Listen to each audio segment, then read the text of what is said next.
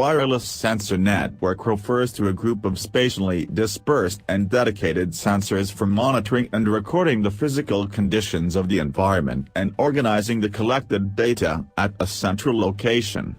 Wireless sensor network measure environmental conditions like temperature, sound, pollution levels, humidity, wind, and so on. These are similar to wireless ad hoc networks in the sense that they rely on wireless connectivity and spontaneous formation of networks so that sensor data can be transported wirelessly. WSNs are spatially distributed autonomous sensors to monitor physical or environmental conditions, such as temperature, sound, pressure, etc., and to cooperatively pass their data through the network to the main location. The more modern networks are bidirectional, also enabling control of sensor activity.